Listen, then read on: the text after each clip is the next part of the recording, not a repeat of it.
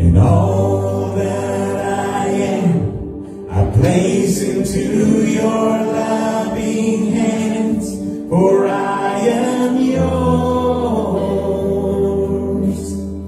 I am yours.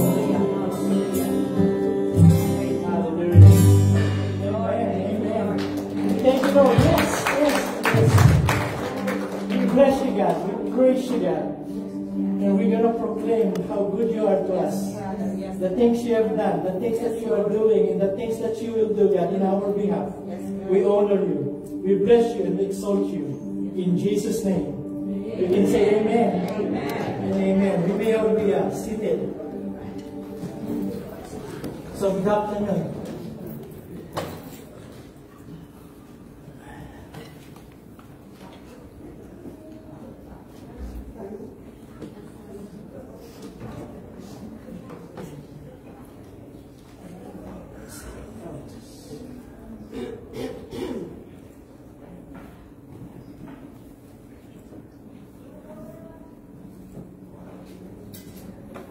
So good afternoon, everyone. Good afternoon to all our friends online.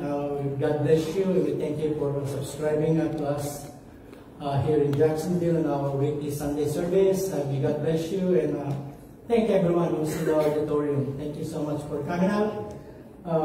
God bless.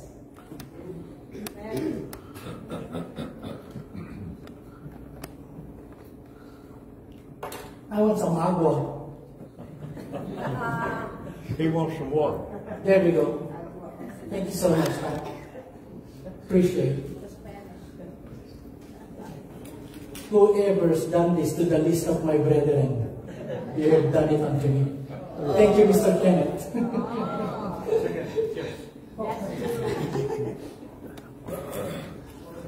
So, okay.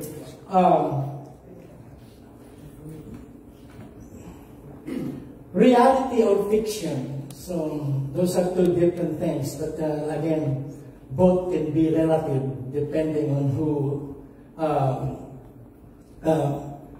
is thinking or who is accepting it. In Tagalog, reality or fiction is katotohanan o kathang-isip. Fiction is kathang-isip in Tagalog.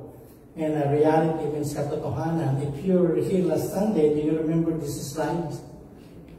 Artificial intelligence.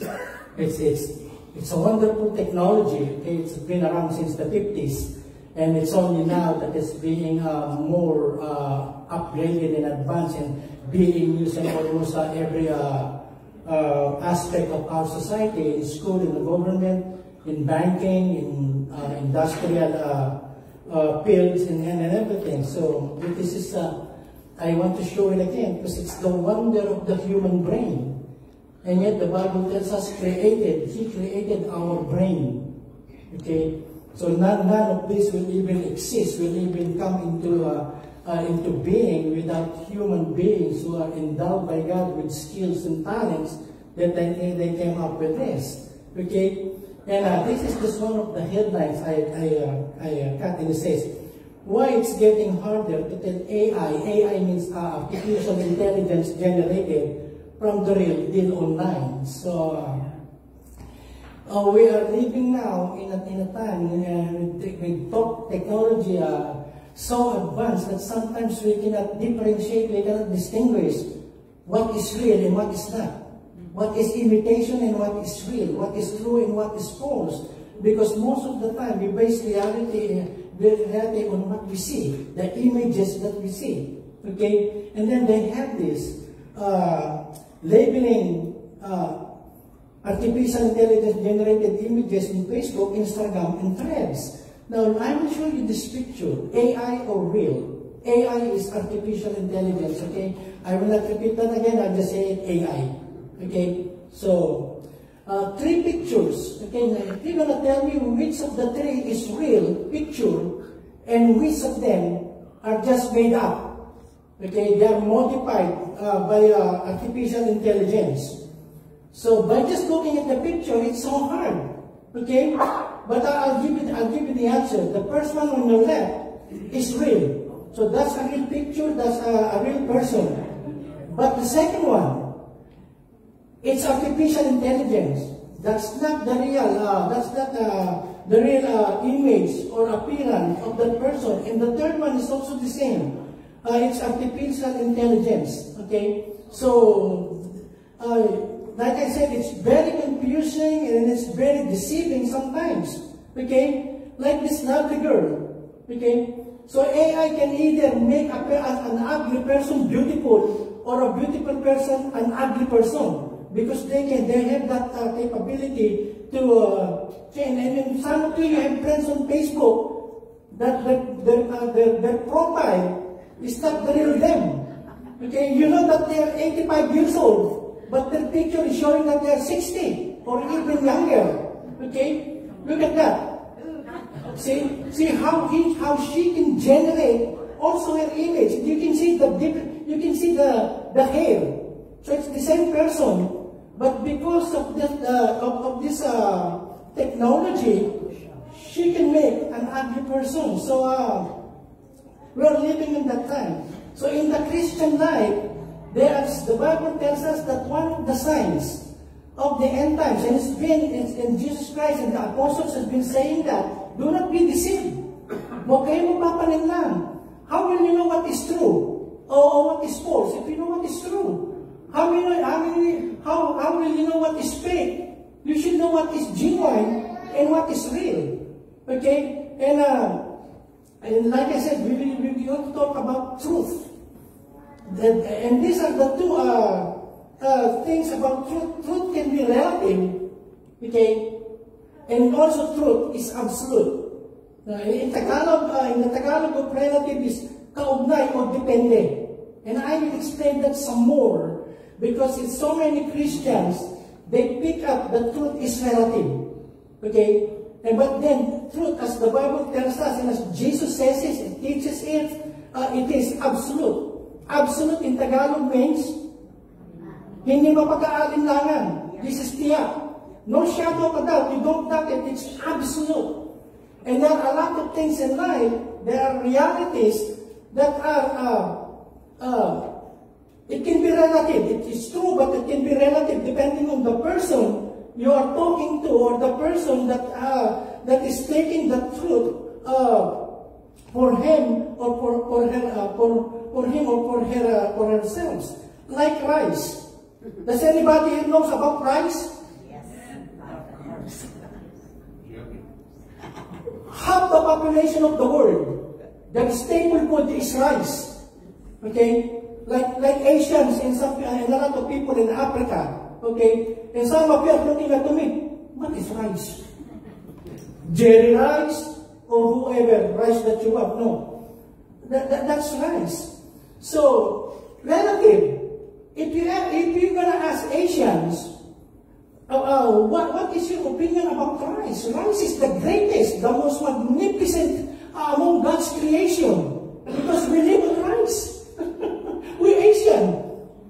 We can eat it for breakfast, lunch, and also dinner. And in between, puto at saka pansit.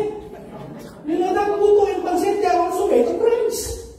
Now, whether it's sticky or sweet or just plain, it is still rice. But not everyone will agree with you. Other cultures will not agree with you that rice is the greatest grain or the best grain available for mankind to eat. And not only that, a lot of people now in our age, even Asians, so their concept about rice is not the same when they were growing up in their country. So a lot of, especially here in the USA, now that they found that there are 45 to 46 grams of carbohydrates per serving of rice. And a lot of people are what? They are avoiding carbs. Okay? In the Philippines, it doesn't matter. We don't have any distinction about carbs because we walk a lot. Okay? We move around a lot, so we burn almost every carbs and every thing that we eat. Okay? But now people are very much conscious with their health, so this is no rice. Okay? No rice because there's a lot of carbs, there's a lot of glucose or sugar in it, so we want to be healthy. So now, it's relative. If you ask people, you like rice? Yeah, I like it back then, but not now. So that's what it means, the truth is relative. It's changing depending on your situation. But when you say that truth is absolute, it's 3 plus 3 equals 6. That is absolute wherever you go during the time of Abraham and during the time that will be much more future than our time. It will not change. Do you agree? Yes. 3 plus 3 will always be 6 regardless of where you were born, where you are, whatever you eat, or whatever level of education that you have. That's what it means by absolute truth. That means it does not change. Regardless of people's opinion, regardless of what people think, regardless of where they grew up or whatever they are taught, that will always remain 6. The Word of God is absolute truth. Okay, regardless of people will say that I don't believe in God, I don't go to church, I don't read the Bible, I'm not happy, I'm not excited about all those things. It does not change the fact that God is truth. Amen. The Word of God is truth. Jesus Christ is truth. So now, my message is this. I encourage you to read it in John chapter 8. It's a wonderful chapter. It's kind of lengthy. It has 59 verses. Okay? And I will go with you on some of them because of time. Let's start with verse 31 in John chapter 8.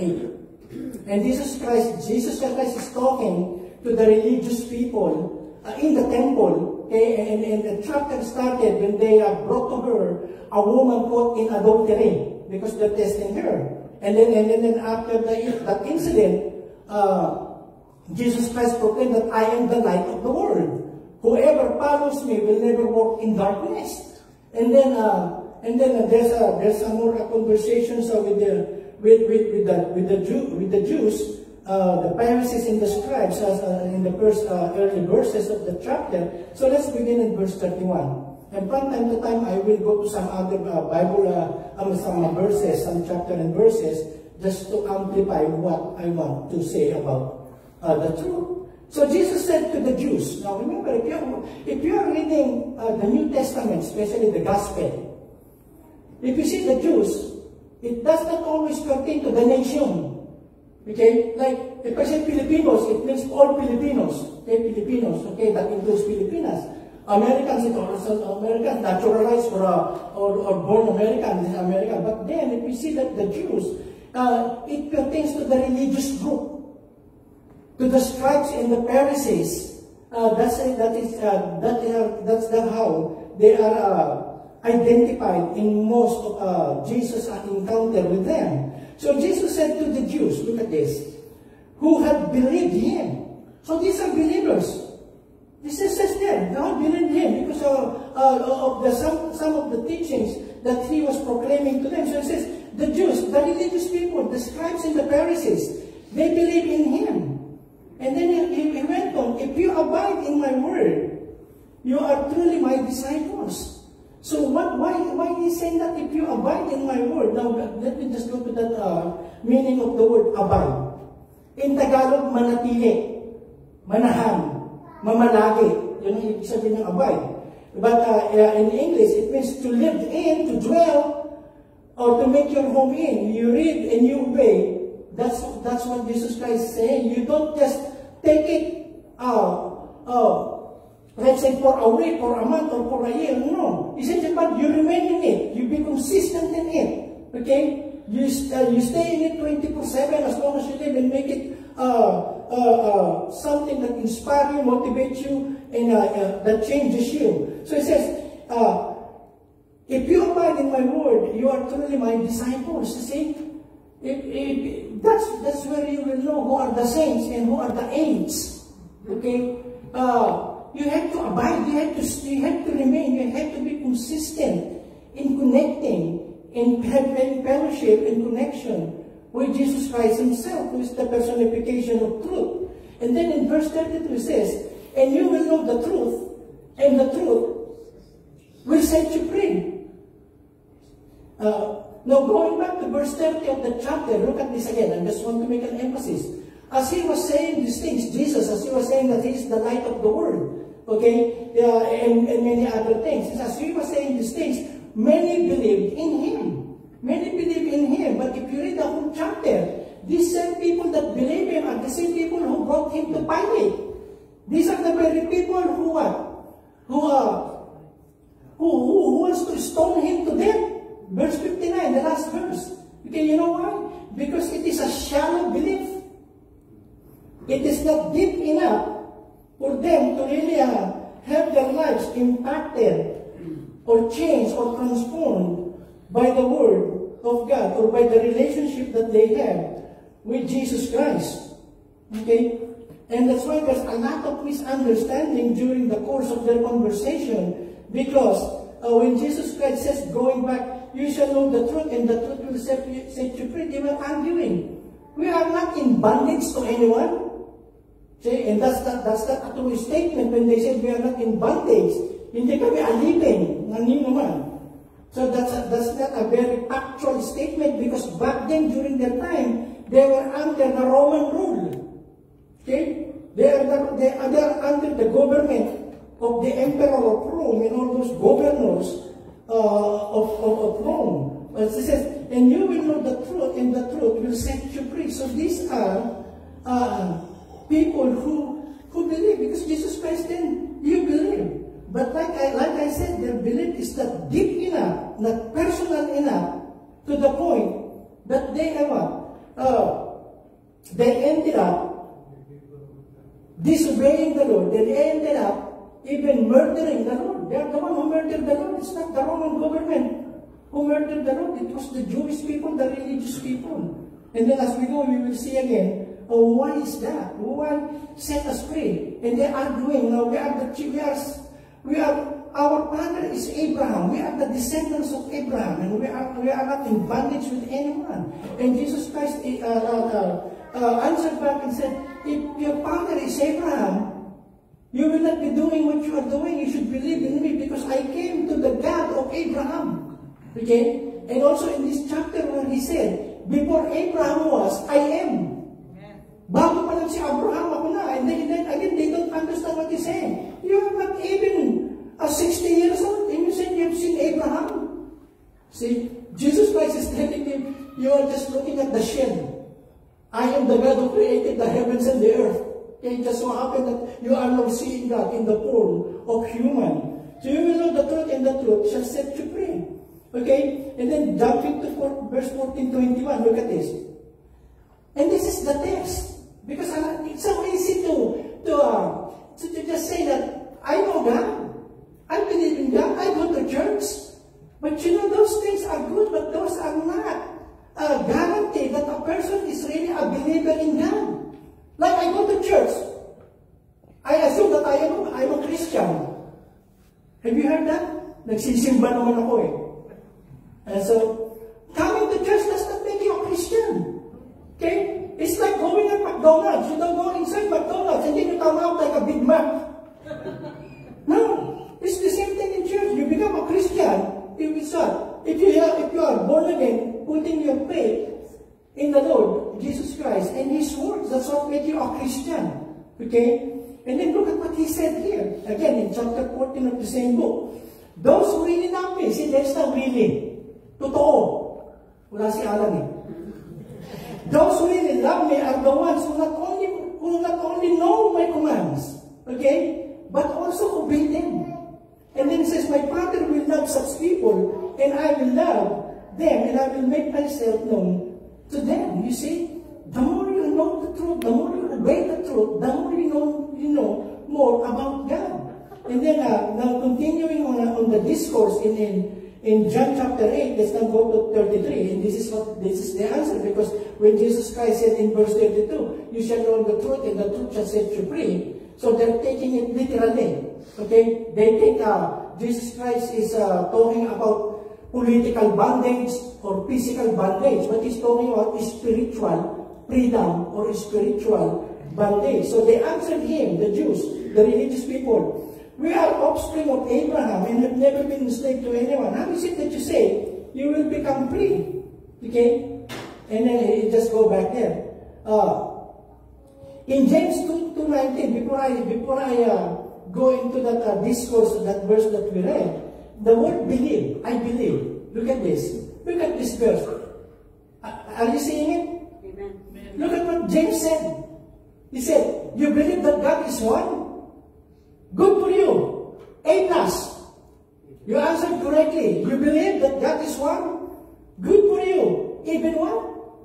Even the demons believe that, and they tremble, they shudder. In Tagalog, sumasampalataya ka na ang Diyos ay isa.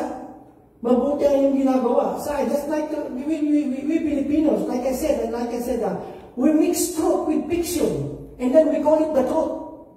If you are worshiping the only true God, don't tell me that icons and idols and pictures are also God.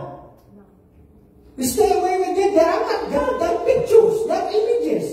God already said, "Thou shalt not have any other gods before me," because there is only one God.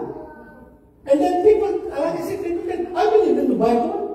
If you say that you're believing in the Bible, then believe what the Bible is saying. Look at what it says. Even the demons believe that. As far as belief here, mental assent, but not in the heart. So you can confess. Remember, Jesus Christ told them, a time is coming that many will come to me and say, "Lord, Lord, did we not? Okay, did we not do a lot of things in your name?" And Jesus Christ told them, "I never knew you. You don't have any relationship with me." Okay? Then again, you see guys saying, you can perform miracles. I mean, genuine miracles. But then again, miracles are not guaranteed that it is of the truth. Because if you read the book of Revelation, a time is coming when the Antichrist, he will make the statue, an unlikely statue to talk, just to deceive people. Okay? And not all miracles are from God. That's why miracles, although God has not stopped doing miracles. Do you believe that?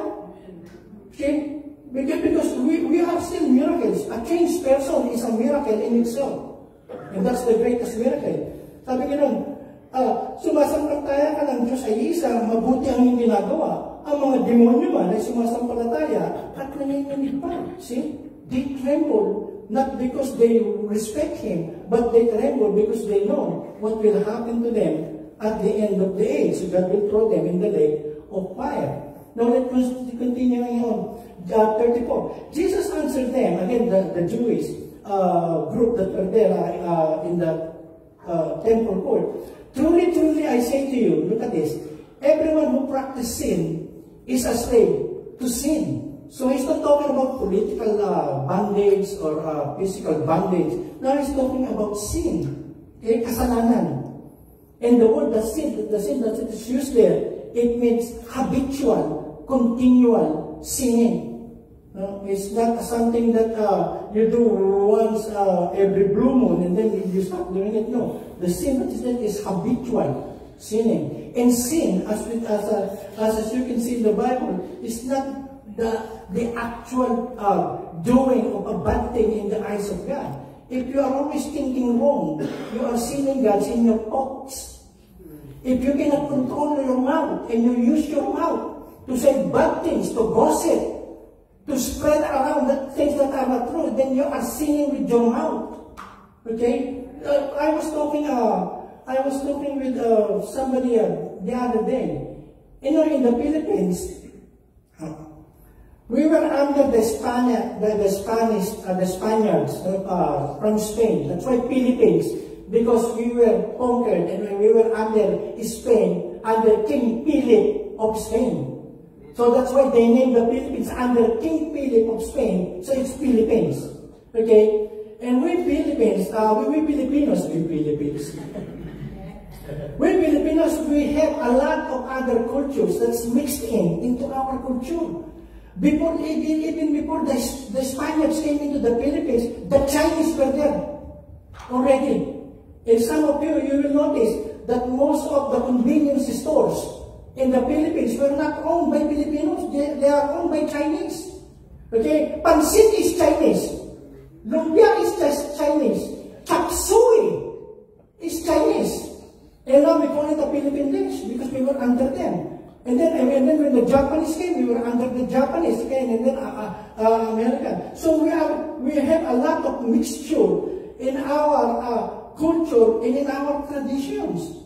And one of the things that we learned from the Spaniards is to be lazy. Siesta time. I was one time in Spain. Okay. Okay? And we were saying until we are attending a pastors' conference in La Mallorca, Spain. It's not too far from Barcelona and Madrid. So we went out. So we have a lunch break. And so me and my friends, we went out to see how the town looks like. It's very close to the Mediterranean. Okay, the hotel, from the top of the hotel, you can see the Mediterranean Sea. And you know what?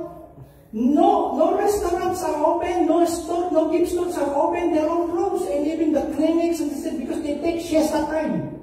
Noon time until 4 o'clock, they go to their house and they sleep. But the good thing, the nice thing there in Spain, you don't see a single obese. Hindi sila tumataba sa kakatulog. They are not getting bigger. So it works for them there. Okay, but they introduced that to the Filipinos, and that's where we learn. It's nap time. Okay, because we sleep in between work. But anyway, we believe in so many things that are just traditional, and there is no basis of truth. There is not true. Okay, it just handed down to us by our ancestors, and then we tend to believe it that it is true, then it is not true. Okay? And one of that is belief in many gods. Okay? Okay, and then and many other things. So it says, look at Jesus Christ, and then we become enslaved by those wrong beliefs to the point that those wrong beliefs become a part of the way we think, the way we conduct ourselves, the way we behave is based on those false beliefs.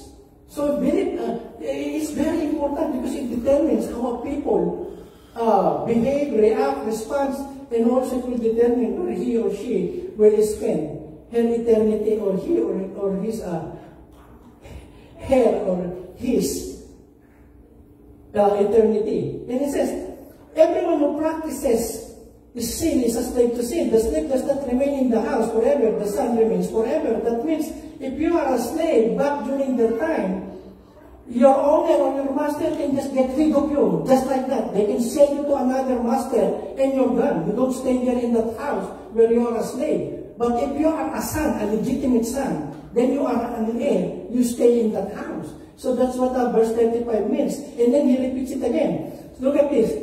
In verse 32 it says, "But you shall know the truth, and the truth shall set you free." Now look at the statement he has in verse 36. So if the Son sets you free, you will be free indeed. So Jesus Christ is what? Is making, you shall be free by the truth. I am the truth. See, you cannot separate those two as far as Jesus would say, and those are absolute truth. Look at what he says in John 14:6. You remember the disciples, they were in the upper room, and they were asking, "No, we do not know where you're going." And Jesus Christ replied, Jesus said to them, "I am the way." Okay, I am the way. If you want to go to heaven, I am the way. I am not one of the ways. You can go to Joseph, you can go to Peter, you can go to Buddha, you can go to Muhammad, or you can go to another person, because that will take you, all roads leads to Rome. That may be to Rome, but not to heaven. Okay, he says, "I am the way, and the truth, and the light. No one comes to the Father except through me. I am the truth." See, Jesus Christ, he is the only one who can say, who can make this statement, and it's only true to him. Other people can say this, and it's a lie. And Jesus Christ says, "I am the truth." That's why he said, "If the Son of Man sets you free, you shall be free indeed." He is equating himself to the Word of God, to the truth of God, to himself.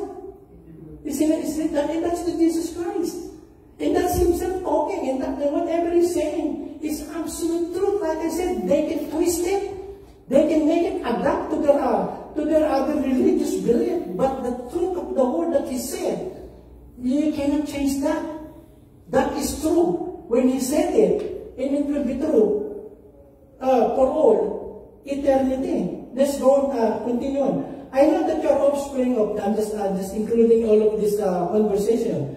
I know that you are offspring of Abraham, yet you seek to kill me because my word finds no place in you. You see? They believe, but they are murderers. Because they didn't get time to really abide in the word. Okay, their faith is so shallow, their belief is so shallow, not to the point that they have a connection, a personal relationship with Jesus Christ and with His Word. See, you seek to kill me. See, I speak of what I have seen with my Father, and you do not have, and you do what you have heard from your Father. See this, prior to that, they're saying, our Father is Abraham. But if you go down and read some more, I have no time, he says, we only have one father, Abraham. No, your father is the devil, who is a murderer from the beginning. He is a liar, and you cannot take the truth because you are of your father, the devil. Remember how many times I told you? All human beings are God's creation. All human beings. Okay? But not all human beings are children of God. No. You may want to believe that because that you were taught, but Jesus Christ says in John chapter 1 verse 12, okay, he says there, I came to my own, but my own received me not. He came to his own, but his own received him not. I mean to the Jewish people. But as many as received him, as many as put their faith in him, to them he gave the power or the authority to become the children of God. So only those who put their faith in Christ are what? The children of God. Hello? That's not my word, that's the word. So you see verse 38. And then, and this is what I'm telling you. These are believers, they're shallow believers. And look at what happened when Jesus Christ revealed more of himself to them. So the Jews, the religious people said to him, you are not yet 50 years old and you have seen Abraham. Okay? Jesus said to them, truly, probably people imagining, sometimes when you read in the Bible, you can use your imagination and see the facial reaction or the gesture of the hands or the eyes, okay, or their posture while they are saying things. Okay, look at what he said. Jesus said to them, truly, I say to you, before Abraham was, I am. And the I am that he is using is the same I am that you found in Exodus. Okay? Moses asked the Lord, what is your name? So when they ask me, what is your name? What is the name? What is your name? That I will tell you. And God said, tell them I am send you. So they understood him 100%. The aggression in Christ does not understand that. They're twisted that. But the Jews, they understood 100%. Verse 58. That's why the reaction on verse 59. Look at the reaction. So they pick up stones, see, to throw at him. But Jesus hid himself and went out to the temple. Why are they going to stone him? Blasphemy. Because you are just a human being and you are telling us that you are the I am. That you are the God. Hello? You see? And they are being faced with the truth. Right there. Face to face with the truth. And they still missed it completely. Okay? They still went on with their unbelief. And eventually they killed and murdered the Lord. And look at this. You do not understand what I say. It's because you cannot bear to bear my word. So you cannot, because you are not ready. There are some people, they come to church almost regularly, but their heart when they come to church is not really open to the truth. That's why they are hardened. Okay, instead of becoming a believer 100%, they have more doubts than belief. Okay, that's why when I said part of my prayers before I prepare my message for every Sunday or every Bible study is, Lord, guide me and help me so that I will tell your people the word that you want them to hear.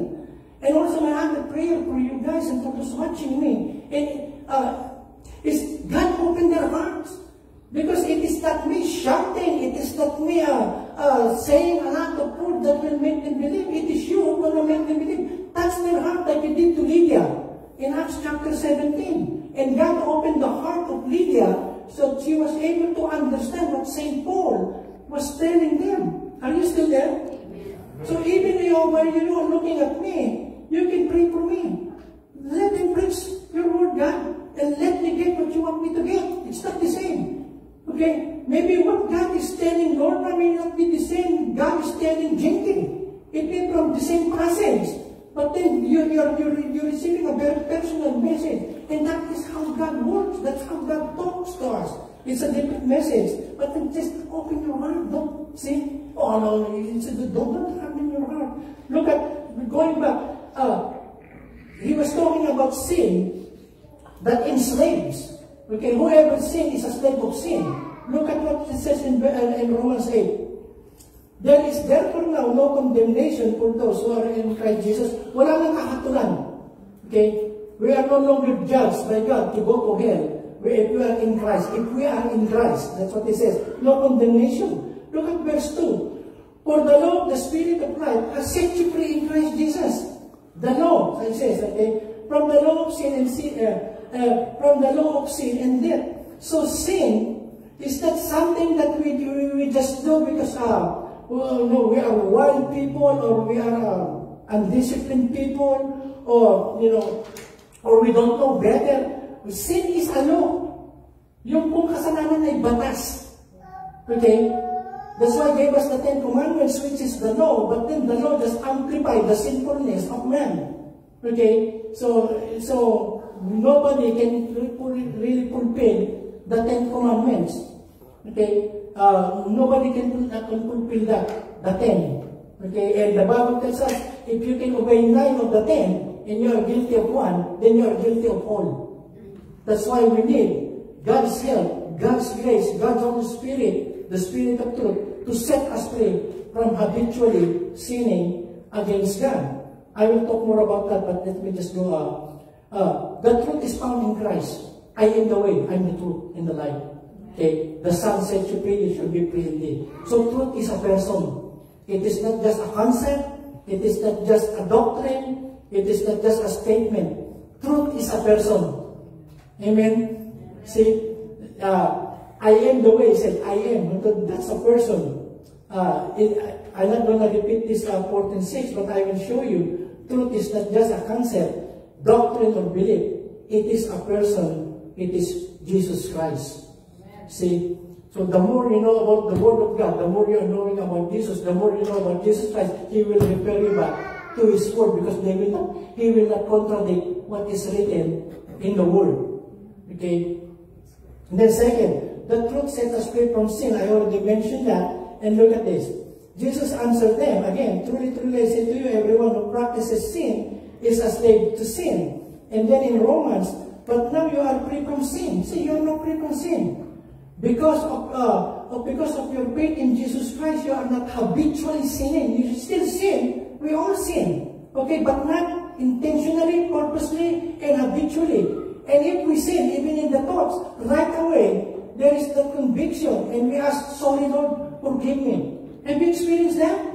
Sometimes you're just thinking bad, and the Lord will convict you. He says, that is not a good thing for you to think about, to meditate. Ask God for forgiveness. And then I'm just repeating this. And it said, sin is a law. Okay, it says there, for the law of the Spirit of life has freed me in Christ. So that's the law. And then from the law of sin and of death. So for us to understand that the law is sin, is to give you an example of this. Okay, you see what you see on your left is Boeing 747, okay, and the weight when it touches about, say, it can occupy, it can accommodate 660 passengers. Okay, some of you from the Philippines, that's the type of airline that you took from Manila to San Francisco to LA to Chicago to Atlanta to Tacoma, Washington. Okay, from the Philippines. That's it, because those are transatlantic airplane. Can you imagine how heavy it weighs? It weighs 170,000 pounds. That's how heavy it is, fully loaded. Okay, fully loaded with passengers and at least 14 crew and also attendants. And then compare that weight to an SUV. An SUV is only 3,000 to 600 pounds. Okay, so it's not as heavy as that. Now the question is, how can that plane? This is the president of the United States President's 747, and they call it Air Force One. Okay? It is custom built. Okay? It has nothing like it on the face of the planet. That is the plane. It's still a Boeing 747. Now think of it. It is so heavy. Why can it fly? It can fly at least about 40,000 feet in the sky, and then a plane like this can travel about 500 to 600 miles an hour. Can you imagine how fast it is? Okay? Why a plane of that can lift up itself? Okay? And we know the law of gravity. Right? What is the law of gravity? What goes out must come down. Okay, I remember 3 ministers. They were in a seminar, 3 of them. A Catholic priest, a Methodist, a pastor, and an Iglesia ni Cristo minister. So they were talking. Okay? First, the first person they asked, Father, how do you manage your offering in the church? And you know, the Catholic priest said, this is how we do it. Okay, after we gathered all the offerings, we drew a circle, a big circle. And then I stand in the middle of the circle, I throw everything in the sky. Whatever remains inside the circle belongs to the church. And whatever goes, the money that goes outside of the circle belongs to God. How about you, Pastor, the Methodist? Oh, we do not draw circle, we just draw line, a straight line. And then I step in the middle, I throw away all our offering, whatever goes to the left, goes to the church, and on the right, goes to God. How about you, Manong, the Iglesia ni Cristo pastor? Oh, us, we don't draw a circle, we don't draw a line. We throw everything on the air. Whatever stays there, goes to God. Whatever goes down, belongs to the church.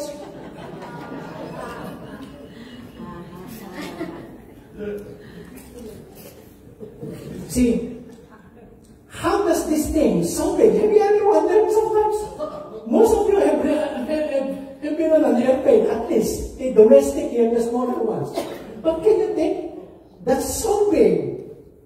Remember, from wall to wall, it's about this wall to that wall. That's how wide the inside, the cabin of this airplane. You know why? Because of the law of a law. Okay, this is the law that makes it what? That makes it fly at a constant speed once it's in the air. See, the gravity, and they have the drag. Okay, when it is moving because of those big engines, and then there is the thrust, there is the pushing the airplane, and why it's going to lift is because of the wings. Okay, the wings, and then it flies, and then so much explanation. But that's how it is. There is a law that governs an airplane to go up there so high and then fly. Okay? So it violates the law of gravity by another law that they call the lift, the weight, the drag, and the thrust. That's why it's the wonder of science that we're able to do that. The same thing now with sin. If it is sin is a law, the only thing that can make for us to overcome is to apply the law of God in our lives. Okay? The Spirit of truth of Jesus Christ is the Word of God and our relationship with God. Okay? Truth is transformative. Yung totoong katotohanan ay nakapagbabago ng tao, it's transformative. It can change your life. Look at what it says. We have freedom now because Christ made us free. So stand strong in that freedom. Don't go back into slavery again. So once you found the truth, you cannot remain neutral. You have to abide. You have to continue on in the faith. You know? For some people, they think that church is just something that we're going to go there if we want to. No. The church is where you find what? The church is where you get the feeding of the Word of God. The church is the place where you can fellowship with God's people and learn from them their experiences from God, the trials, the difficulties that they go through in life. Okay? But then stand strong in the freedom. Remain free by keeping that abiding in the Word. And then in Romans 12, look at this. Do not be conformed to this world, but be transformed by the renewing of your mind. It's interesting that the word transform, that's where we get the word metamorphosis. You know, metamorphosis is a Greek, you know it in science. So, how a caterpillar, okay, go through a process of change, and then they become a beautiful butterfly. So it's a process. Let the Word of God change your life. Change the way you think. Change the way you act. If you are a gossiper, a critical person, a very negative person, a person who is hard to get along, have you met people like that? Or is that you? That's not me. Okay? So, it does not happen overnight. But if you are really born again, the Word of truth that sets you free is really in your life, and it is powerful, and it is living, and it is sharp as a two-edged sword, then there will be a change in your life. That's a one thing for sure. That's the guarantee. Okay, you may not know a lot about the Bible, you may not know a lot of that, but it will come. It will come as you study it. But then there's a good change. You see, the mouth that I use, our Father who art in heaven, I no longer use it to curse other people, to destroy other people's reputation by my mouth. No more. I don't want to use that anymore. Okay, and then another thing is, especially, you know why so many people leave the church? Because they don't have any patience with other people. You see, we are all being changed. Even me, sometimes I speak words that are really offensive to other people. But I'm becoming more of a Democrat now. When I say Democrat, you're Republican, then I'm in trouble. I'm not actually saying, but when I say Democrat, I'm becoming more soft to other people. When I was just a new pastor, if I see people who comes to church late, I single them out. I'm going to be all over him or all over her. I'm going to tell them, what? Why are you late? That's how me. And sometimes they will say, Pastor, you're so strict, you're so no. So now I said, now I consider other reasons why people sometimes are late. There are so many factors that people can be late. Okay? Sometimes somebody's sick in the family, or they got a flat tire, they don't have gas. So now I begin to, my understanding of people's reason is now becoming broader. But back then, no. I'm being changed. I'm being changed. By God. And my wife can tell you that I'm being changed. See? And then, and that's the truth. And that's the truth that will set us free. Okay, you shall know the truth. You shall know Jesus. You shall know the Word of God. And then you will be free from the enslavement of sin. You are no longer a slave of sin. Your boss now, your master now, is the Lord Himself. It's not even yourself, because yourself sometimes it's a very good follower, but it's a bad master. Okay? So, and then until you let God change your life through His Word, through His Spirit, and through your relationship with Jesus Christ, and then you can try. Okay? You can try all the AI to change your appearance. It will not do you any good. Hello? See? Only God can change us. And I have one more. Jesus Christ is the standard of the truth. No, nothing else and no one else. If you want the truth, I will close with this. You remember in John chapter 18, when Jesus Christ was brought to Pontius Pilate to be sentenced by Pontius Pilate? You remember that if you read in your gospel? Okay. In the process, it's also, so the ground for them bringing Jesus in front of Pilate is because of sedition. Because they heard that Jesus Christ says in his mouth, I am the king. Okay? The kingdom of God has come and He is the king. And he's Pilate, a Roman governor over Jerusalem. He says, there is only one king that I know, and that is the emperor of Rome, Caesar. And for you to claim that you are a king, you are guilty of sedition, and that is guilty of what? Death. Okay. And then through the process, Jesus Christ says, Pilate asked him, are you a king? You said so, that I am a king. Probably not in arrogance, but looking him eye to eye. Can you imagine a Jewish person on handcuff talking to the governor? Okay? You said so that I am a king, but my kingdom is not of this world. If my kingdom is I can just ask my angels and they can obliterate all of your Romans. You did say that. Okay? But then, are you a king then? Yes, I am king. And then at the end, Pilate asked him, I came to bear witness of the truth. No, Jesus Christ says, I came to bear witness of the truth. And then, Pilate said, what is truth? You remember this movie? Oh, yeah.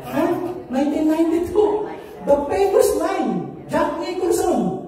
Okay, he is being in a court martial. He is being asked by my cousin Tom Cruise. I want to know the truth. And he was there. And you know what he said? You can't handle the truth. You can't handle the truth. I like that movie. So the same thing that Jesus Christ, when he was asked by Pilate, what is truth? Jesus Christ did not answer. He did not answer. And he did not answer because you know what? I had Pilate was asking me what is the truth, but he's not sincere in his question. He doesn't want to know really the truth. See? And sometimes God is not. If a person is not really interested in the truth, God will not even make it so known to that person because the heart is hardened. You see? Can you imagine Pilate? He asked Jesus Christ himself, who is the truth? What is truth? Jesus Christ did not answer. And you know what he did? He went again to the people. He says, I did not find any fault in this man. Wala siya kasalanan. I did not find any fault. And yet he gave it to them to be tortured and to be killed. You see? And that is a very dangerous thing, like I said. If a person will not go deeper in his or in her faith in the Lord Jesus Christ, sooner or later you will turn your back and be worse than the first time you came to Him. So, all of us, I'm encouraging you, stay on the faith. Hold on to your faith. I know there will be trials, there will be challenges once you believe the truth. But then hang on to it. It's absolute. It does not change. America is fast changing. Can you imagine that? They want to remove gun. But it's good now that it's coming back. Amen. Okay? So, treasure your faith more than anything else in this life. You will be rewarded by it. And you will not be sorry that you spend not only few hours, few days, few months, or some of your quality time coming to God, coming to church, reading and praying, and then allowing yourself to grow in Him. Lord, we love you, we bless you. We thank you, God, that you have opened our eyes to the truth. We thank you, God, for your Holy Spirit, Lord, that teaches us all truth. We thank you, God, that every time we come to your word, which is truth, it sets us free, it gives us clarity, it gives us purpose, God, and it gives us guidance in our lives, in all the issues of life that we are facing or that we are going to face. It is all in your word that we can find answers. We thank you, God, that you have caused us to have that personal relationship with the truth Himself, and His name is Jesus. We love you, we bless you, God. I speak now your blessing to all your people, even those watching us online. In Jesus' name, amen. Amen. Amen.